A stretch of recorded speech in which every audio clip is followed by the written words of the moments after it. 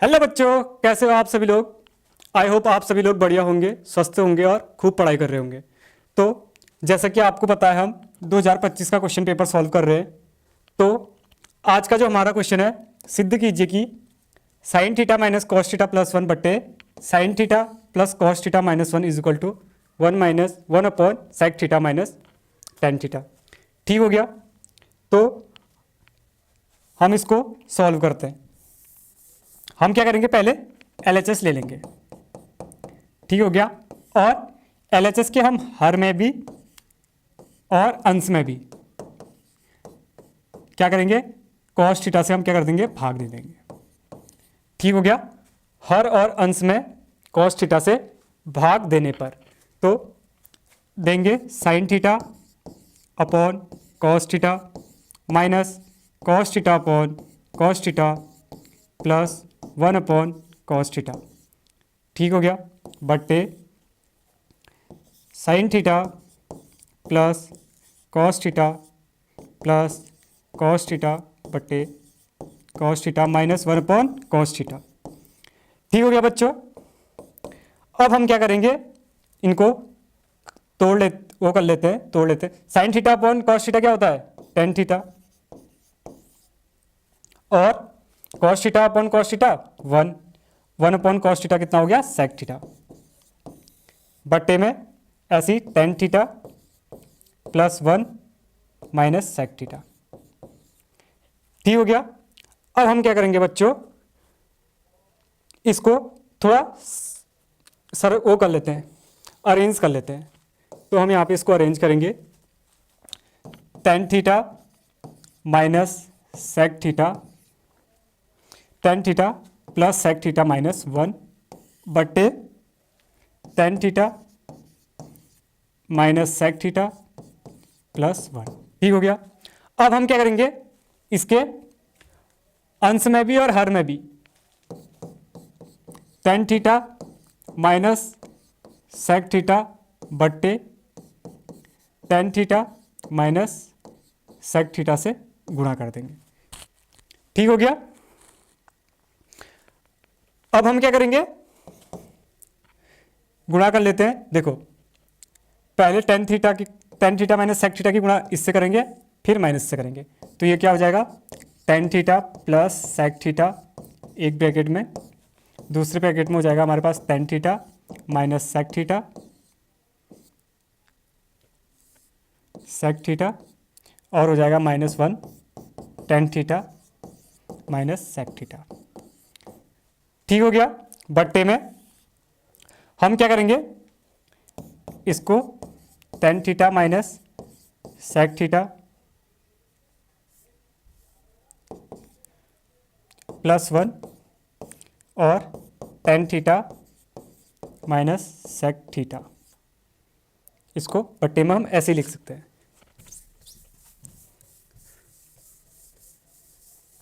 अब हम क्या करेंगे, अब ध्यान से देखो, ये हमारा क्या बन रहा है, tan theta plus sec theta into tan theta minus sec theta. और ये हमारा क्या होता है, A square minus B square का क्या होता है, सूत्र होता है। तो अब हम इसको क्या करेंगे, tan square theta minus sec square theta. ठीक हो गया। और उधर हम क्या कर लेते हैं, गुणा कर लेते हैं। माइनस वन से अंदर क्या कर लेते हैं, गुणा कर लेते हैं। तो माइनस वन से गुणा करेंगे, क्या आ जाएगा, sec theta minus tan theta. ठीक हो गया। बट्टे में क्या है हमारा, tan theta minus sec theta plus one और टेन थीटा माइनस का सेक थीटा। ठीक हो गया, माइनस का सेक थीटा। अब हम क्या करेंगे, हमने एक सर्व समीकरण पढ़ी है, one plus tan square theta is equal to sec square theta. यहां से क्या हो जाएगा हमारे पास, tan square theta minus sec square theta is equal to minus one. देखो, सेक स्क्वायर थीटा इधर जाएगा, माइनस में हो जाएगा, और यहाँ का प्लस वन इधर जाएगा, क्या हो जाएगा, -1 हो जाएगा। अब हम क्या कर सकते हैं, tan square theta minus sec square theta की जगह क्या रख सकते हैं हम, -1 रख सकते हैं। तो यहाँ पे हमने क्या रख दिया, -1 रख दिया, और ये हो गया हमारे पास sec theta minus tan theta, और बट्टे में हमारे पास क्या है, tan theta minus sec theta +1 और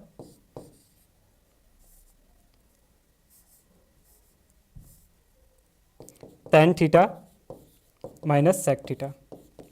ठीक हो गया। अब देखो टेन थीटा सेक थीटा और +1, और ऊपर भी क्या है, -1 हो गया, sec theta minus tan theta. तो हम ऊपर से क्या कर लेंगे, -1 बाहर ले लेंगे। -1 बाहर लेंगे तो क्या हो जाएगा हमारे पास, टेन पॉजिटिव हो जाएगा, सेक माइनस हो गया, और ये क्या हो जाएगा, ये क्या हो जाएगा हमारे पास पॉजिटिव। तो इससे हम क्या करेंगे, इसको उड़ा देंगे। ठीक हो गया। अब हमारे पास क्या बचेगा,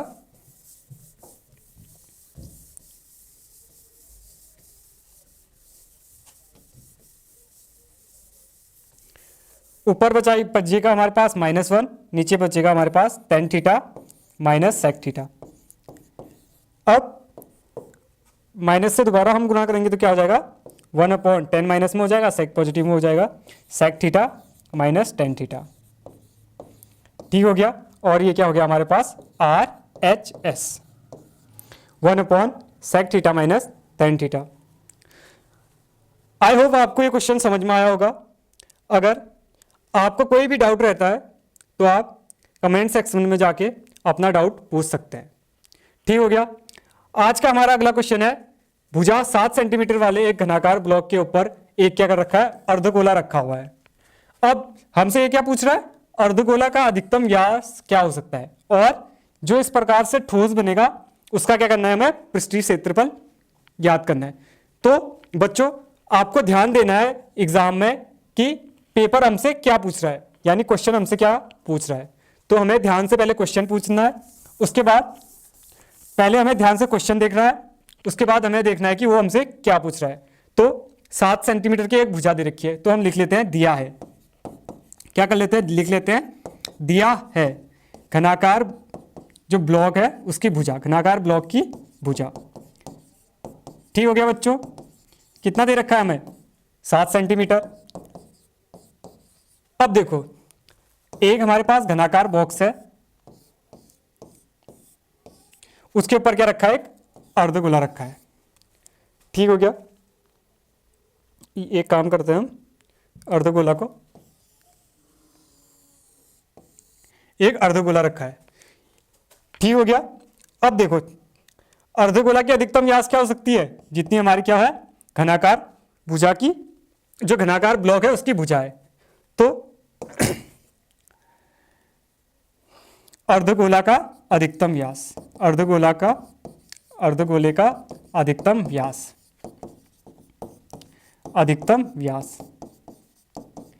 कितना हो गया हमारे पास, 7 सेंटीमीटर। अब त्रिज्या क्या होगी हमारे पास, व्यास बट्टे 2, तो 7/2 सेंटीमीटर। ठीक हो गया। ये तो हमारे पास त्रिज्या आ गई। अब क्या करना है हमें, ये जो ठोस है इसका हमें क्या करना है, पृष्ठीय क्षेत्रफल निकालना है। तो लिख लेते हैं हम ठोस का पृष्ठीय क्षेत्रफल। ठीक हो गया। क्या हो गया हमारे पास, घनाकार ब्लॉक का पृष्ठीय क्षेत्रफल प्लस में क्या हो जाएगा हमारे पास, अर्धगोले का पृष्ठीय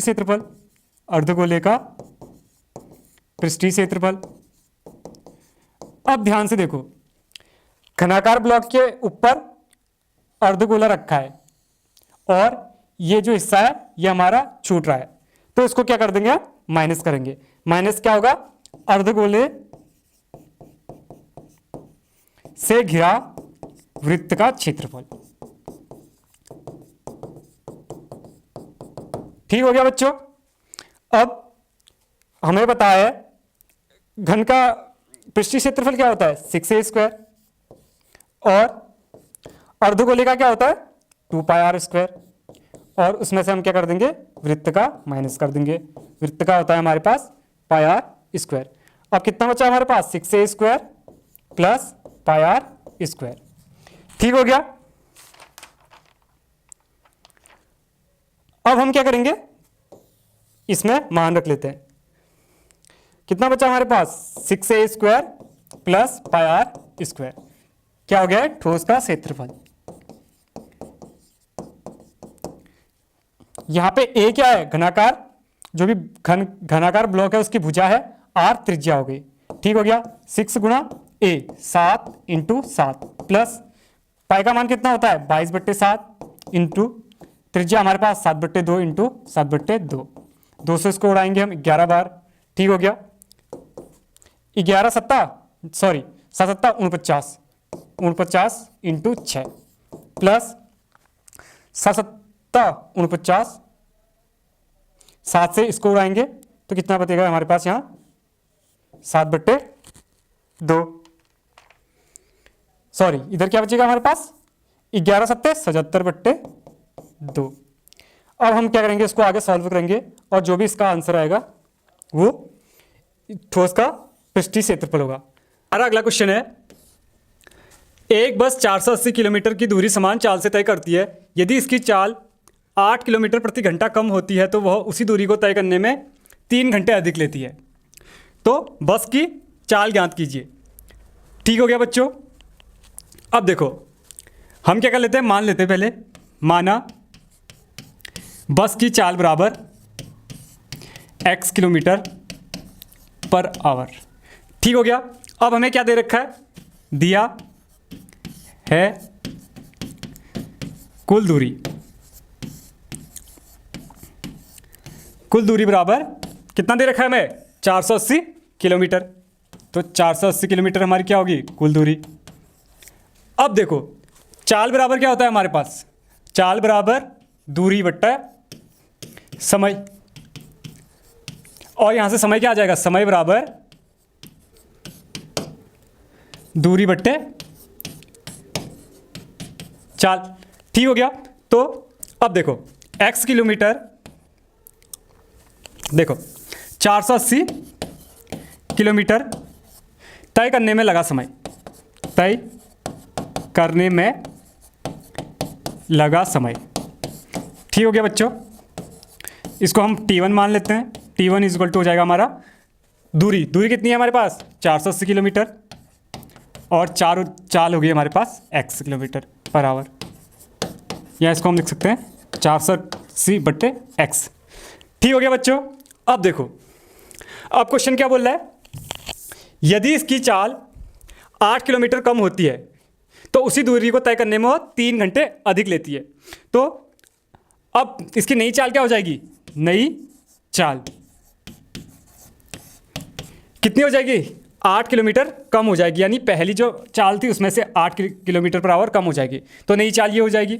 अब इस चाल के कारण तय करने में समय भी दूसरा होगा। तो नया समय क्या हो जाएगा हमारे पास, नया समय बराबर कुल दूरी तो 480 अपॉन x माइनस 8। अब देखो जो दूरी को तय करने में 3 घंटे अधिक लेती है, किसके कारण, नई चाल के कारण। ठीक हो गया। अब देखो चाल बराबर होता है हमारे पास दूरी बट्टा समय। चाल यहाँ पे क्या है, समय का उल्टा है। यानी चाल 3 घंटे अधिक लेती है तो समय क्या होगा 3 घंटे कम होगा। तो देखो तो अब क्या होगा, क्योंकि चाल 3 घंटे अधिक लेती है तो समय क्या होगा 3 घंटे कम होगा। यानी जो भी समय है, यानी इसको हमने t2 मान लिया तो समय क्या हो जाएगा, कम हो जाएगा। यानी t2 minus t1 equal to 3। जो समय हो जाएगा वो क्या हो जाएगा, कम हो जाएगा। ठीक हो गया बच्चों। अब देखो अब हम क्या करेंगे, t2 भी रखेंगे और t1 भी रखेंगे। t2 कितना है 480 upon x minus 8 minus 480/x is equal to 3। अब ध्यान से देखना, यहां से हम अगर 480 कॉमन ले लेंगे तो क्या हो जाएगा 480 1/x minus 8 minus 1/x is equal to 3। अब हम इनका क्या करेंगे, क्रॉस मल्टीप्लाई करेंगे और इनको आपस में गुणा करेंगे तो क्या हो जाएगा, 480 इज इक्वल टू एक्स यहाँ गुणा होगा x हो जाएगा और x माइनस 8 इधर गुणा होगा तो माइनस भी है तो माइनस x हो जाएगा, माइनस 8 क्या हो जाएगा, प्लस x हो जाएगा। ठीक हो गया बच्चों।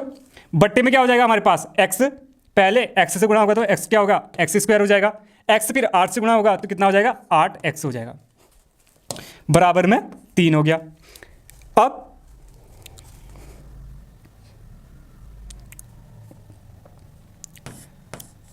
चार सौ अस्सी एक्स में से x काटेंगे कितना हो जाएगा, 8 बट्टे x square minus 8x is equal to 3। ठीक हो गया। अब हम क्या करेंगे, इसका गुणा अंदर करेंगे और इसको इस साइड ले जाएंगे। अब देखो बच्चों, अब हम इसको क्या करेंगे, सॉल्व करेंगे तो 480 गुणा 8 is equal to 3x square minus 8 24x। ठीक हो गया।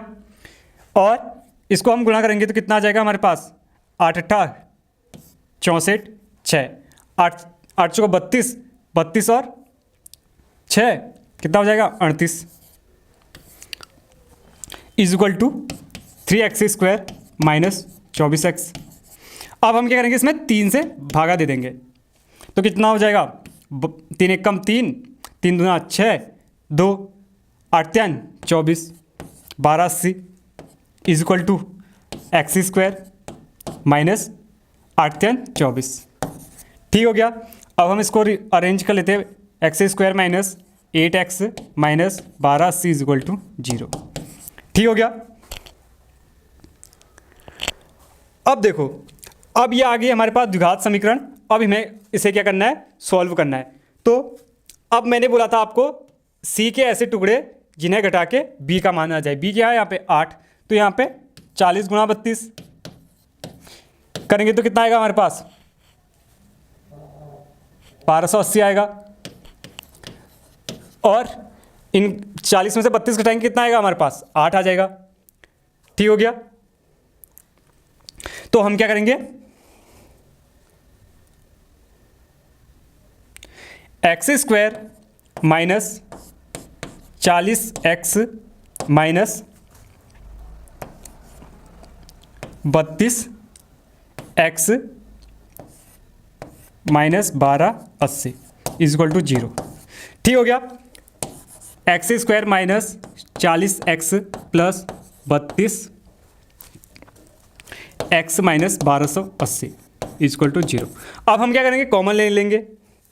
कॉमन लेंगे तो क्या हो जाएगा, x यहाँ से कॉमन ले लेंगे तो यहाँ हो जाएगा x माइनस 40 और ऐसे ही हम यहाँ से क्या ले लेंगे, 32 कॉमन ले लेंगे तो यहाँ हो जाएगा x माइनस 40। ठीक हो गया। क्योंकि जब हम 1280 को तोड़ेंगे तो कितना होगा, 40 गुणा गया 32, तो 32 हमने कॉमन ले लिया तो कितना बचेगा हमारे पास, 40। अब बराबर में है 0, एक ब्रैकेट में इसको लिखेंगे, एक ब्रैकेट में इसको लिखेंगे तो क्या हो जाएगा हमारे पास,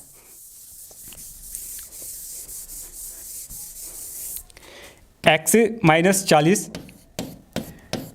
x ये प्लस है प्लस 32। ठीक हो गया। अब बराबर बराबर इनकी तुलना करेंगे, x माइनस 40 बराबर 0 तो x बराबर 40 और जब x plus 32 is equal to 0 तो x बराबर कितना हो जाएगा हमारे पास, माइनस 32। ठीक है। हम जानते हैं कि चाल क्या होती है, ऋणात्मक नहीं हो सकती है, अतः जो भी ये मान को होगा इसको हम स्वीकार नहीं करेंगे। तो हमारा x का मान कितना हो जाएगा, 40। और हमने चाल क्या मानी थी स्टार्टिंग में, चाल बराबर x किलोमीटर, तो हमारी चाल क्या हो जाएगी, 40 किलोमीटर पर आवर। अतः चाल बराबर, चाल बराबर 40 किलोमीटर पर आवर। ये क्या हो जाएगा, हमारा आंसर हो जाएगा। अब हम चलते हैं अगले क्वेश्चन पे। तो बच्चों अगला क्वेश्चन है हमारा, क्या परिमाप 140 मीटर तथा क्षेत्रफल 1000 मीटर स्क्वायर का एक आयताकार पार्क क्या करना है, बनाना। अगर संभव है तो उसकी क्या करनी है, हमें लंबाई चौड़ाई और विकर्ण ज्ञात करनी है। तो बच्चों आपको एग्जाम में ध्यान देना है कि आपको जो हमारा क्वेश्चन है उसको ध्यान से पढ़ना है। परिमाप कितना दे रखा है हमें 140 और क्षेत्रफल दे रखा है हमें 1000 मीटर स्क्वायर। अब वो क्या पूछ रहा है हमसे कि आयताकार पार्क बनाना संभव है, यानी एक आयताकार पार्क है, ठीक हो गया, उसको बनाने की सोच रहा है। तो उसका हमें क्षेत्रफल भी दे रखा है और परिमाप भी दे रखा है, तो उसकी हमें क्या करनी है, लंबाई और चौड़ाई ज्ञात करनी है। ठीक हो गया। साथ ही में हमें क्या करना है, उसका विकर्ण डी ज्ञात करना है। ठीक हो गया। अब देखो हम क्या कर लेते हैं, लंबाई को L मान लेते हैं और चौड़ाई को B मान लेते हैं। ठीक हो गया। परिमाप दे रखा है हमें 140, तो आयत का परिमाप क्या होता है, आयत का परिमाप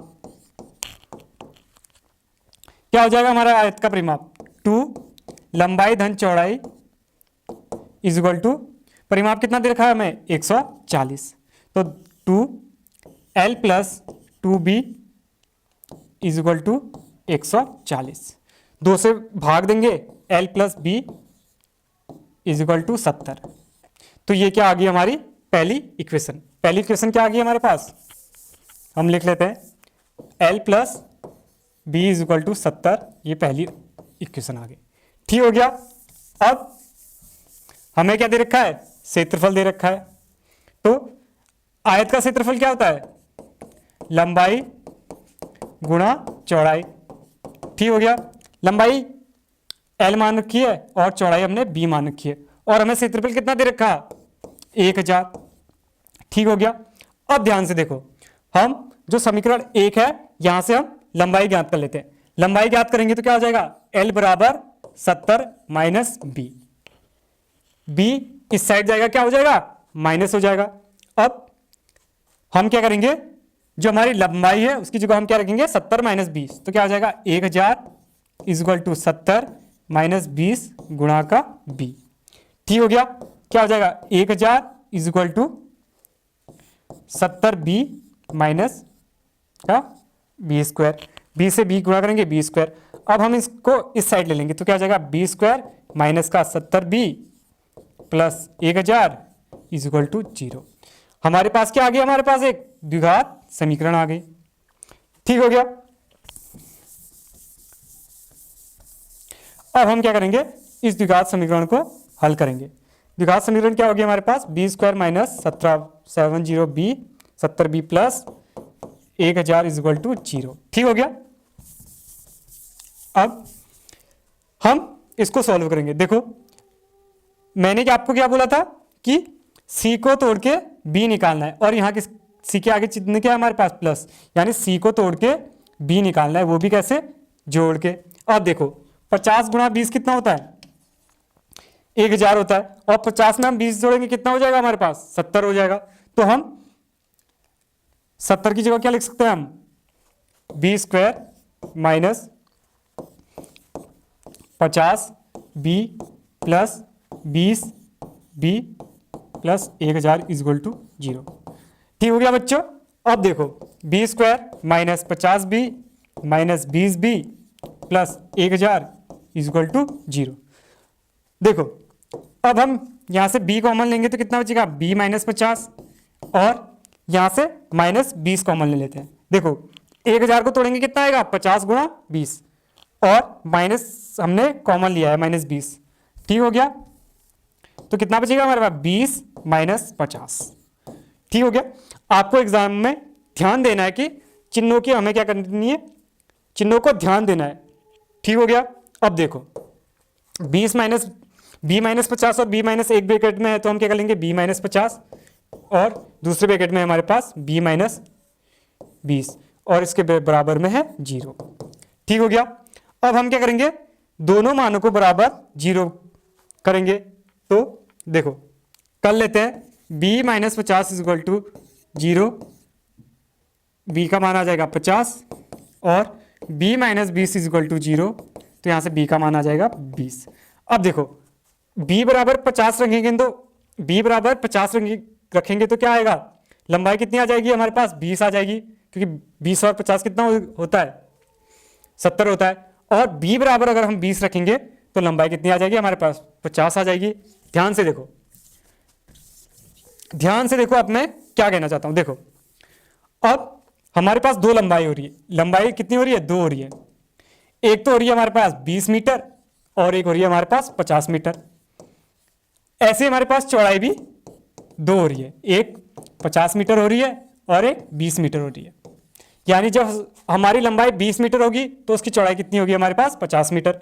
अगर लंबाई 50 मीटर है तो चौड़ाई कितनी हो रही है हमारी? 20 मीटर। तो क्या है? पार्क बनाना संभव है। तो उसकी जो लंबाई और चौड़ाई क्या हो सकती है? 50 मीटर और 20 मीटर हो सकती है। ठीक हो गया। अब हमें क्या करना है? इसका विकर्ण ज्ञात करना है।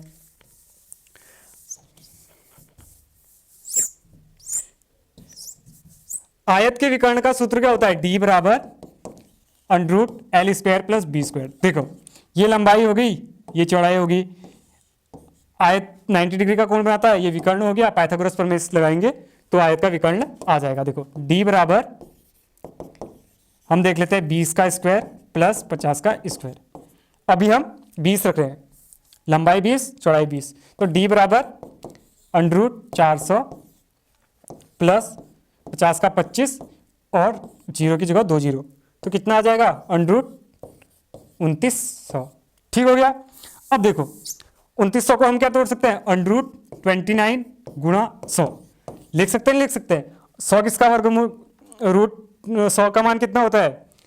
10 होता है। तो कितना हो जाएगा? 10 √29 मीटर। ठीक हो गया। ये हमारा क्या हो गया? विकर्ण हो गया। आई होप आपको ये क्वेश्चन समझ में आया होगा। अब हम चलते हैं अगले क्वेश्चन में। अगला क्वेश्चन देखो, ये क्वेश्चन बहुत इंपॉर्टेंट है। ठीक हो गया। अब देखो, बिंदु एक भूमि के एक बिंदु P से 10 मीटर एक ऊंचा भवन है जिसके शिखर का उन्नयन कोण है। उन्नयन कोण क्या होता है? जो जमीन के साथ बनता है, और अवनमन कोण जो क्षैतिज अक्ष के साथ बनता है। ठीक हो गया। भवन का शिखर पर एक ध्वज है, उसको क्या कर रहा है? लहराया गया है। और पीछे जो P है उससे ध्वज के शिखर का उन्नयन कोण कितना है? 45 डिग्री है। और हमें क्या करनी है? ध्वज दंड की लंबाई और बिंदु P से भवन की दूरी क्या करनी है? हमें ज्ञात करनी है। ठीक हो गया। अब हम क्या कर लेते हैं? इसका एक चित्र बना लेते हैं। देखो, एक बिंदु P है, P मान लेते हैं। ठीक हो गया। इससे एक भवन है, ये भवन हो गया कितना? 10 मीटर का। ये हो गया 10 मीटर। ठीक हो गया। और इसका उन्नयन कोण कितना है? 30 डिग्री है। ठीक हो गया। तो इसको P, इसको Q, इसको R मान लेते हैं, इसको R मान लेते हैं। ठीक हो गया। अब क्या कर रहा है? भवन के शिखर पे एक ध्वज को लहरा गया है, तो एक ध्वज बना लेते हैं हम।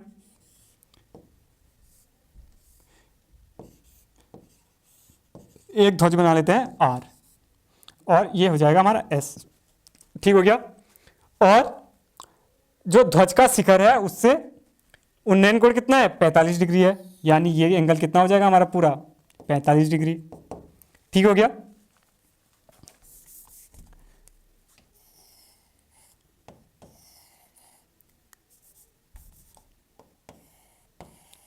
ये 30 डिग्री है और ये 45 डिग्री है। ठीक हो गया। हमें क्या करनी है? ध्वज दंड की लंबाई, यानी हमें RS क्या है? हमारी ध्वज दंड है, इसकी लंबाई ज्ञात करनी है। और P से भवन की दूरी यानी PQ निकालना है। ठीक हो गया।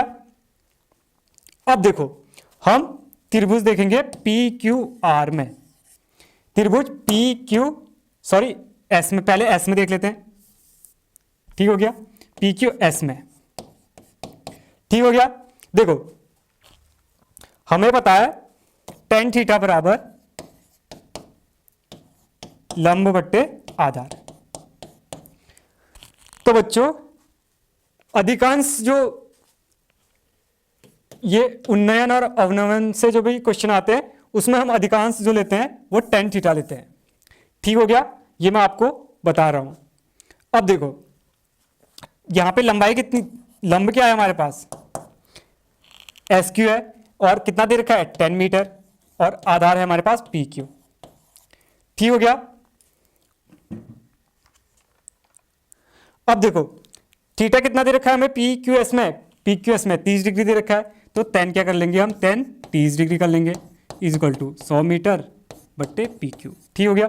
अब देखो tan theta sorry tan 30 is equal to 10 upon P Q है। 10 30 का मान कितना होता है 1 upon root 3 is equal to 10 upon P Q. ठीक हो गया। हम क्या करेंगे अब क्रॉस मल्टीप्लाई करेंगे। ठीक हो गया। तो कितना आ जाएगा पी क्यू बराबर 10 गुणा रूट 3 बट्टे में 1। ठीक हो गया। ये इधर जाएगा ये इधर जाएगा। अब रूट 3 का मान कितना होता है 1.73। ठीक हो गया।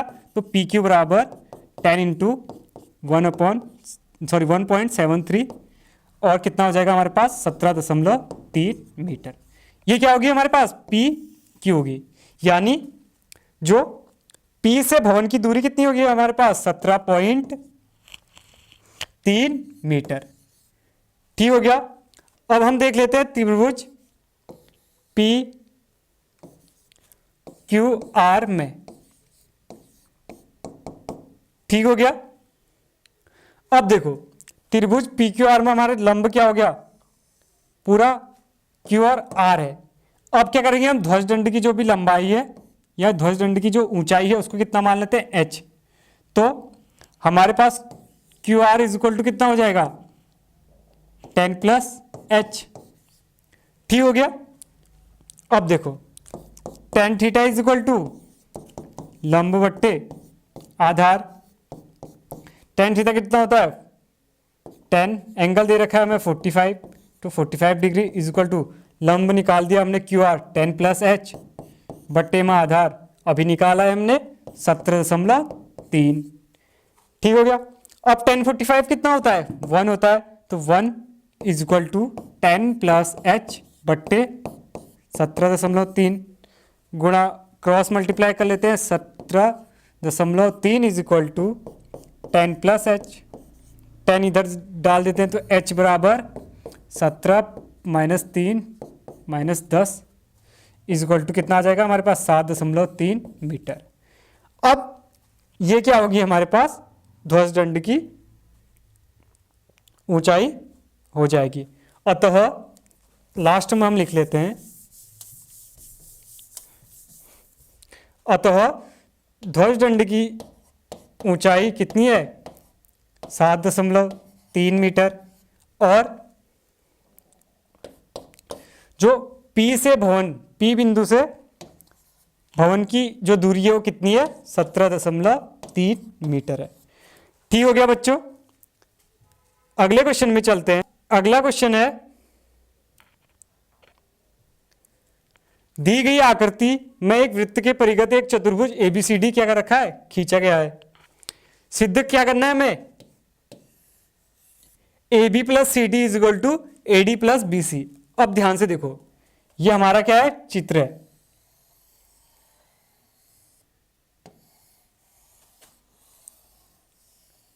यहां D है यहां पे R है यहां पे C है। एक सेकेंड में यहां S है यहां पे A P B Q। ठीक हो गया। अब हमें AB plus CD is equal to AD plus BC सिद्ध करना है। अब देखो ये क्या है हमारी स्पर्श बिंदु होगी। ठीक हो गया। अब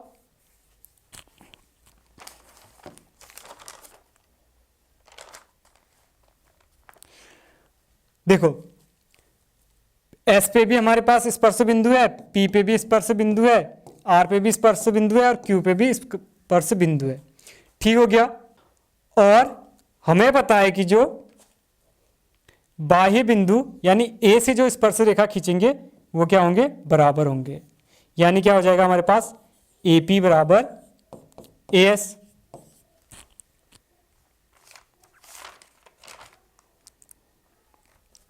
ठीक हो गया। ऐसी बाह्य बिंदु क्या है हमारे पास D है, तो D से ये स्पर्श रेखा होगी तो क्या हो जाएगी हमारे पास DR is equal to DS। और C जब बाह्य बिंदु होगा तो क्या हो जाएगा CR प्लस CQ, यानी CR is equal to CQ। जब बाह्य बिंदु बी हो जाएगा, तब क्या हो जाएगा, B Q is equal to B P. ठीक हो गया। अब हम क्या कर लेते हैं, इन चारों को जोड़ लेते हैं। ठीक हो गया। इसको हम समीकरण 1 मान लेते हैं, इसको 2 मान लेते हैं, इसको 3, ये 4। इनको अगर जोड़ेंगे तो जोड़ने पर, ठीक हो गया। इसको भी हम B से P और B से Q लिख देते हैं। ये हमने ऐसा लिख रखा है ताकि जो हमारे पास AP और BP है वो हमारे पास लास्ट में क्या हो जाए, मैच हो जाए। आपको भी एग्जाम में ऐसे ही लिखना है, जो भी मैच हो रहे हैं या कॉमन आ रहे हैं उनको एक साइड लिखना है। ठीक हो गया। यह आपको आगे एग्जाम में भी कंफ्यूज करेगा कि आप अगर यहाँ AP is equal to AS कर दोगे, यहाँ TS is equal to DR करोगे, तो हमें क्या आएगा, लास्ट में क्या करेगा, जोड़ने में दिक्कत होगी। तो हमें ध्यान क्या देना है कि कॉमन का पेयर बनाना। देखो यहाँ P और P कॉमन हो गया और यहाँ R और R कॉमन हो गया, तो हम इनका पेयर बनाएंगे। ऐसे यहाँ S और S कॉमन हो गया, Q और Q कॉमन हो गया। ठीक हो गया बच्चों। अब देखो जोड़ेंगे तो क्या हो जाएगा हमारे पास, AB plus DR plus CR plus BP is equal to में क्या हो जाएगा हमारे पास, इसको हम नीचे लिख लेते हैं एक साथ। देखो AP plus DR plus CR plus BP is equal to में क्या हो जाएगा हमारे पास, AS plus DS plus CQ plus BQ। ठीक हो गया। अब देखो AP और BP कितना है, AP और BP कितना है हमारे पास, AB हो गया। ठीक हो गया। CR और DR कितना हो गया हमारे पास, CD हो गया। ये B है इज इक्वल टू AS और DS कितना हो गया हमारे पास, AD हो गया। और CQ और DQ कितना हो गया हमारे पास, CD हो गया। अब ध्यान से देखो AB plus CD is equal to AD plus BC, क्या आ गया हमारे पास, ये आ गया हमारे पास आंसर। आई होप आपको ये पूरा क्वेश्चन समझ में आया होगा। अब हम